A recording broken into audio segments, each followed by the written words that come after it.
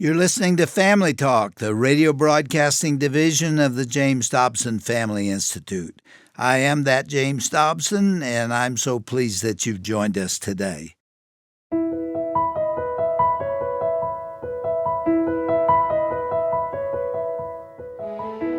Well, welcome to Family Talk. I'm Roger Marsh. I'm sure you've heard the expression, children are our future. Well, when was the last time, though, that you really thought about that? Whether you have kids of your own or not, you know they can be so precious one moment and really trying your patience the next, driving you down to your proverbial last nerve.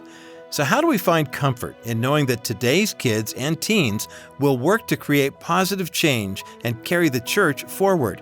Well, that is by building up their spiritual health and establishing a biblical worldview.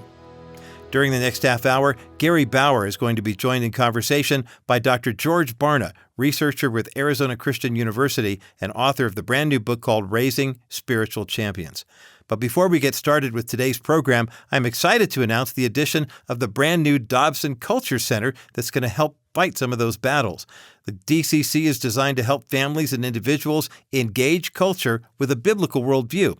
And the man taking the helm as senior director of the Dobson Culture Center is Dr. Owen Strand. Dr. Strand, welcome to the broadcast, welcome to the ministry, and welcome to the war.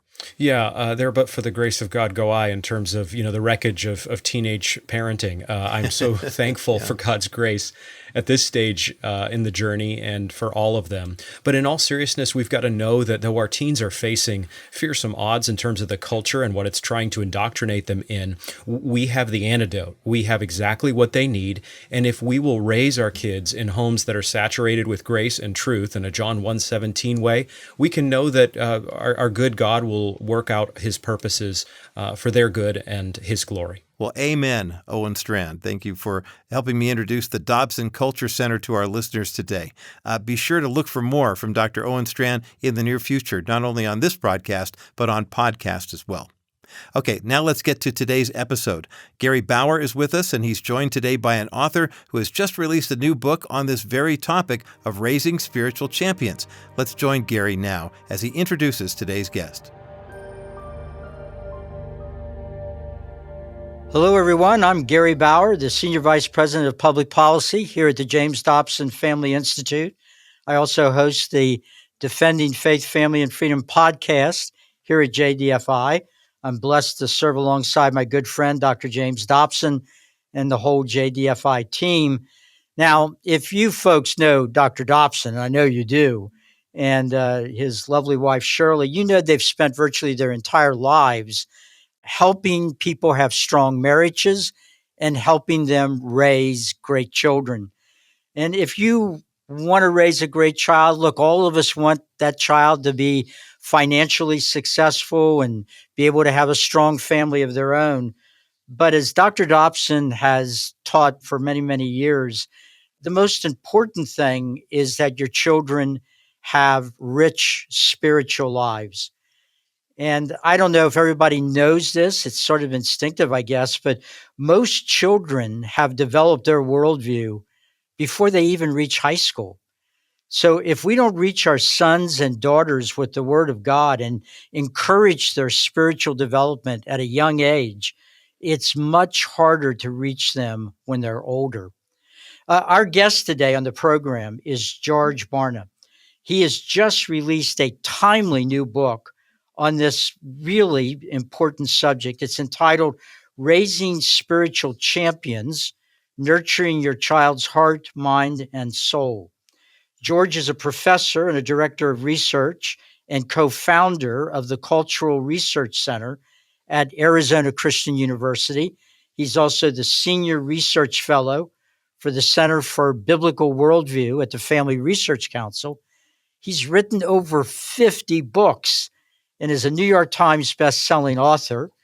George has earned 2 master's degrees from Rutgers University and a doctorate from Dallas Baptist University. George and his wife, Nancy, have 3 grown daughters and 3 grandchildren. Welcome to the program, George. Dr. Dobson and Shirley send you their best regards. Well, please give them my best. And thank you, Gary. It's great to be with you. Great to see you again. Yeah, same here. As I was saying, George, this topic is so important. If our listeners go to drjamesdobson.org and look at the resources there, almost everything they find on our page is related to building strong marriages, raising great children, how you provide spiritual guidance to those children. We deal with a lot of public policy issues. Sometimes that bores people, but almost all the public policy issues we deal with at the end of the day get back to kids and our children. And whether we're preparing them for a world and a time that increasingly is hostile to the Judeo-Christian worldview.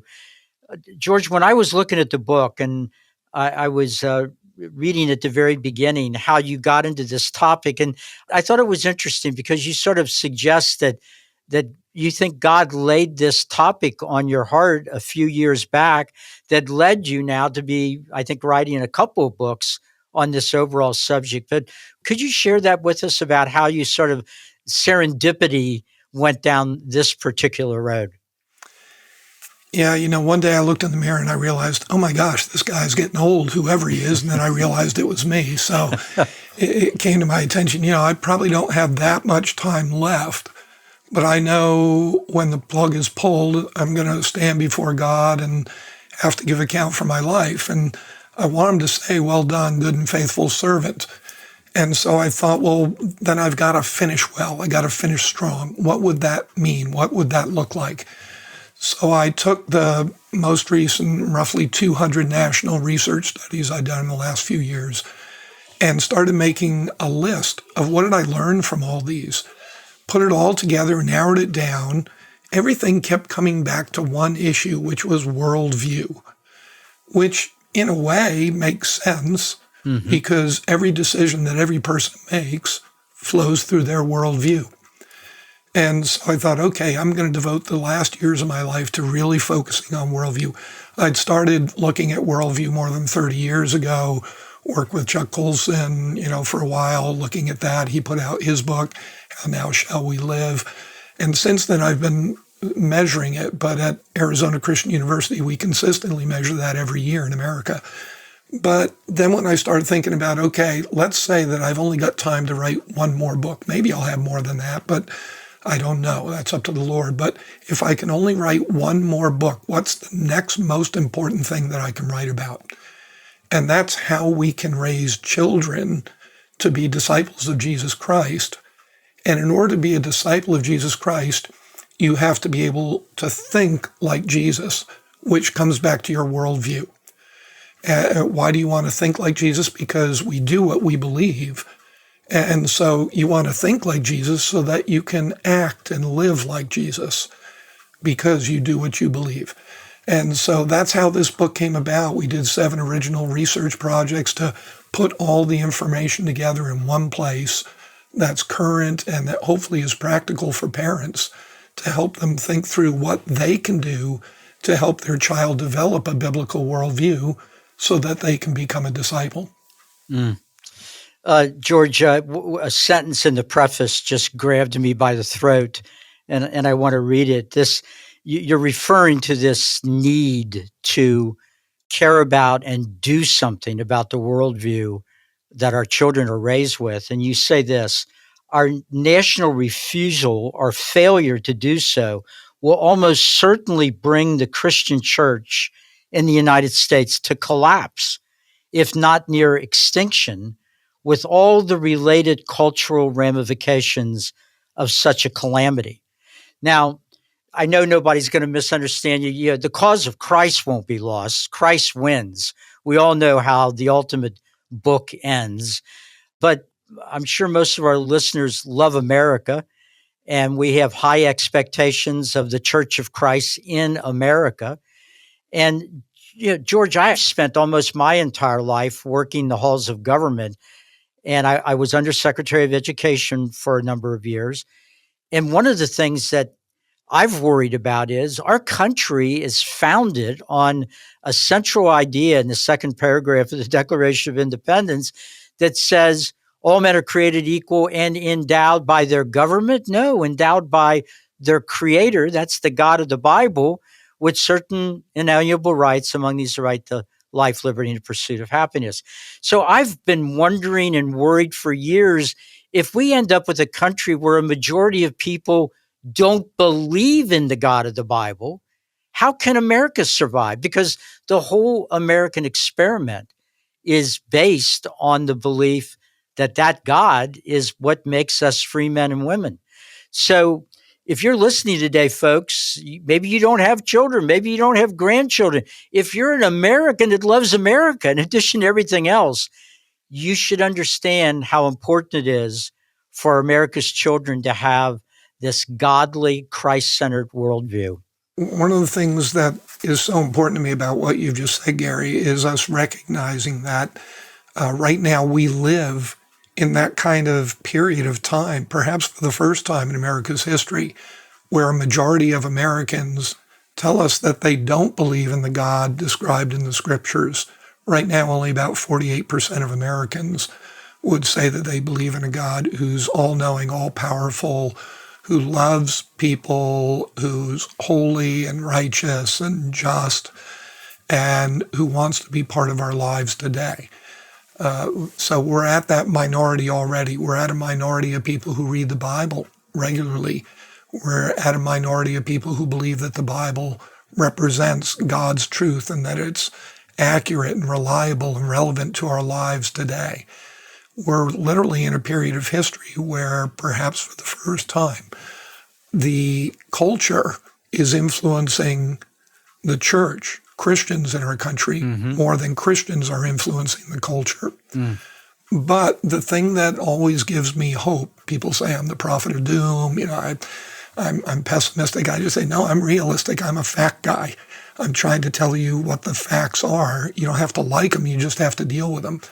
Well, one of the facts is that God never waits till he has a majority to turn a culture around. Yes. When he chooses to do it scripturally, we see many situations from Gideon on where he uses a small number of people, a remnant of true believers, to turn around a larger group of people.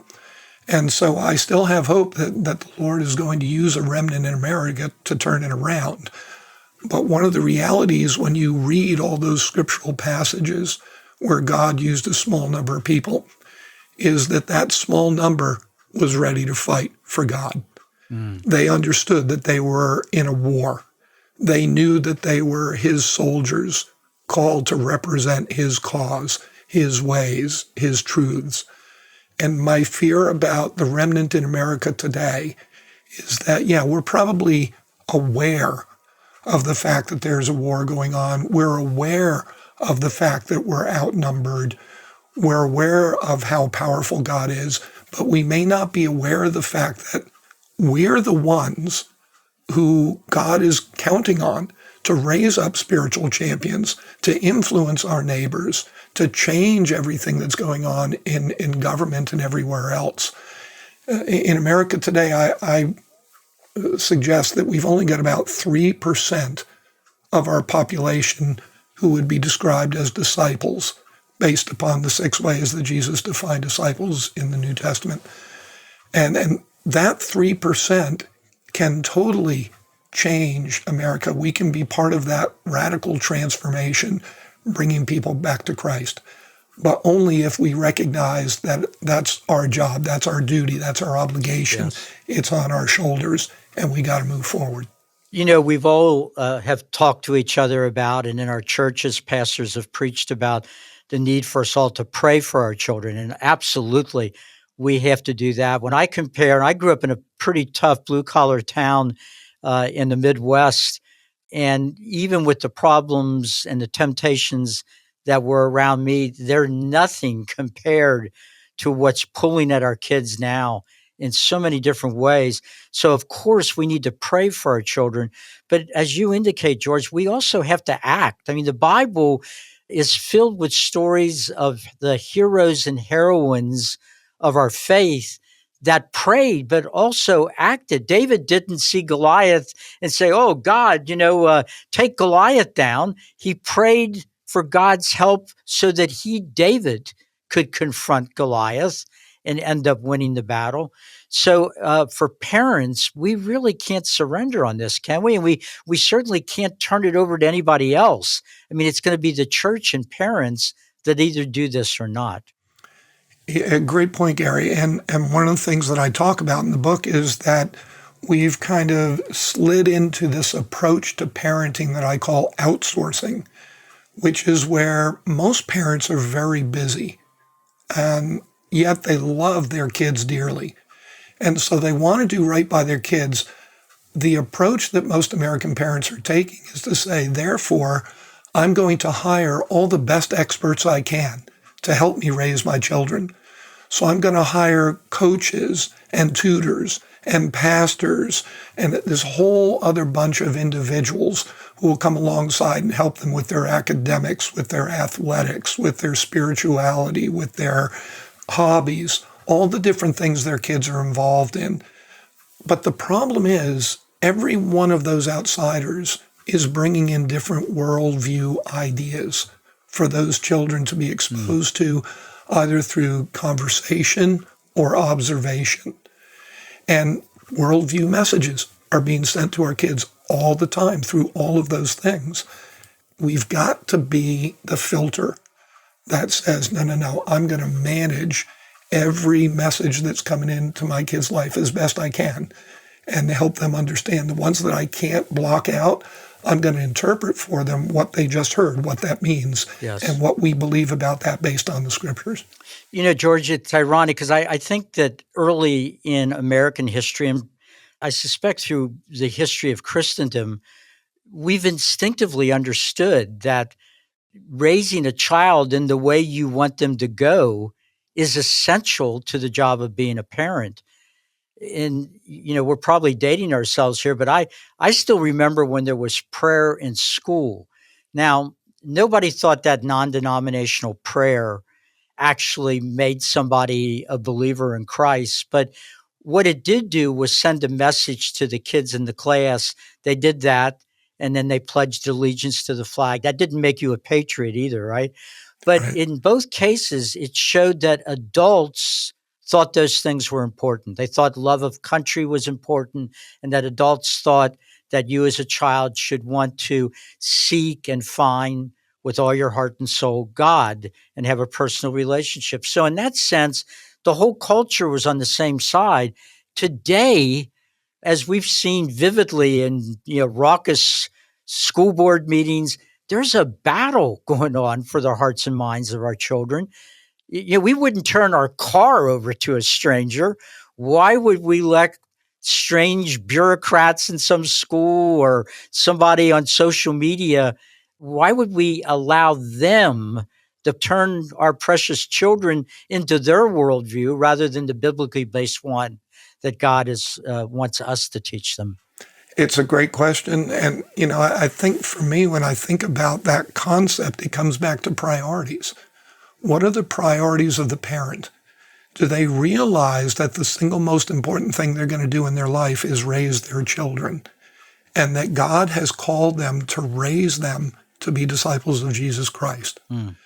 And so part of the way that my life is going to be evaluated by God is what I did with my 3 girls and what I'm investing in my 3 grandchildren.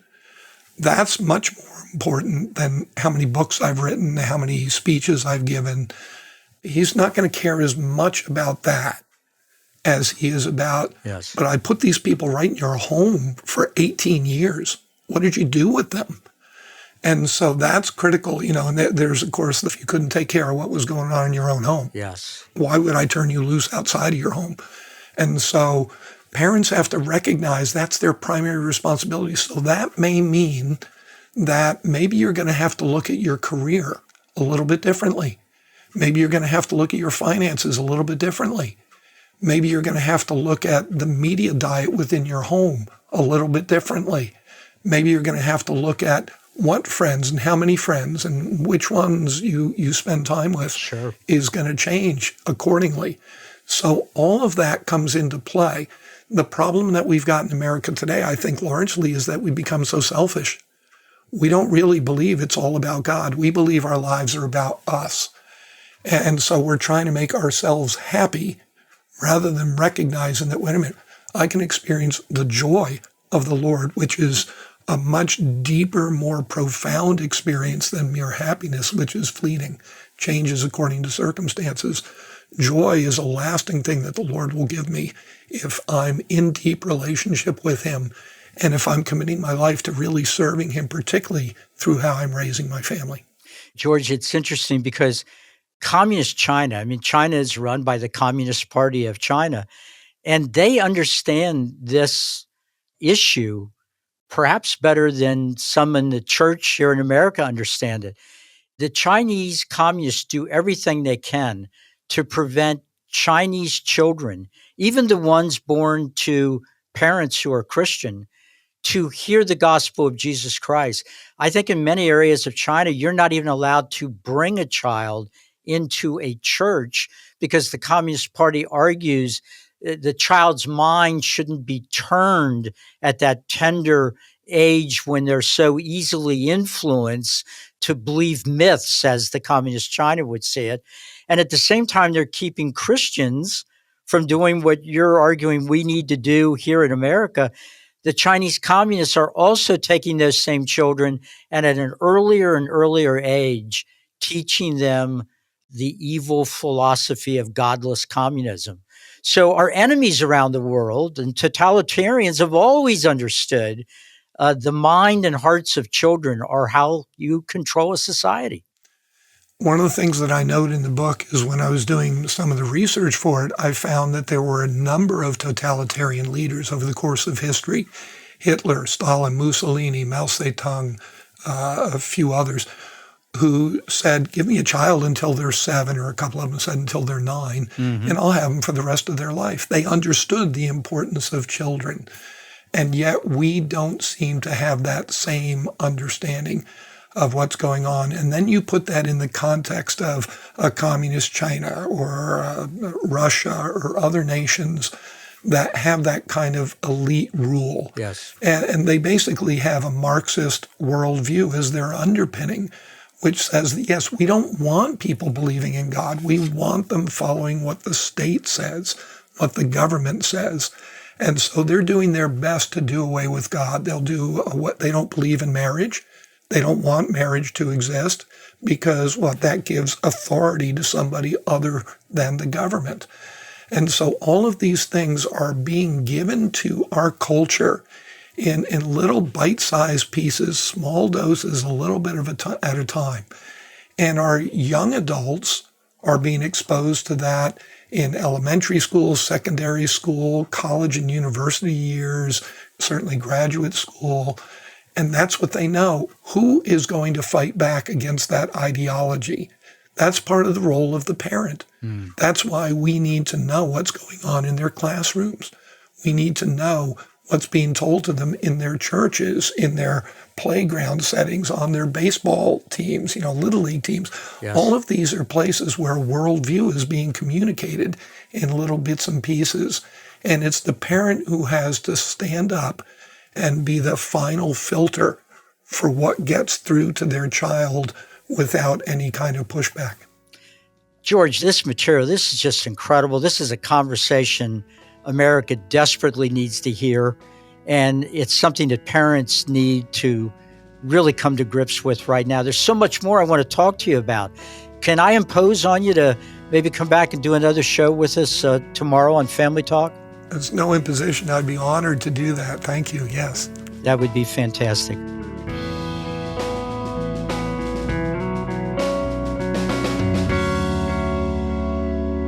Well, we definitely heard some things today that parents and caregivers alike should really consider when it comes to who is influencing your children. There is so much more to get into on this topic, so be sure to join us again tomorrow when you'll hear part 2 of Gary Bauer's conversation with Dr. George Barna here on Family Talk. By the way, if you'd like to learn more about Dr. Barna or his book, Raising Spiritual Champions, visit our website at drjamesdobson.org/Family Talk. One of the most important people in a child's life is their dad. And it's important to note that a father holds a lot of power in the lives of his children, for good or for not so good. If you're a father and you'd like some encouragement for your fatherhood journey, be sure to sign up for a brand new free resource we have here at the Dr. James Dobson Family Institute. It's the 5-day email series called Dads, It's Time to Step Up. Give us a week to help you on your journey of fatherhood. Our prayer is that you'll be more inspired in a world designed to beat down on dads so that you can be a better role model for your children and lead them closer to God. Now, to sign up, it's absolutely free. Just click the link on the bottom of today's broadcast page when you go to drjamesdobson.org/Family Talk. This is a great resource to help you invest in the lives of your sons and your daughters. Again, go to drjamesdobson.org/Family Talk and click the link at the bottom of the broadcast page for the free 5-day email series called Dads, It's Time to Step Up. Well, I'm Roger Marsh, and you've been listening to Family Talk, the voice you trust for the family you love. This has been a presentation of the Dr. James Dobson Family Institute.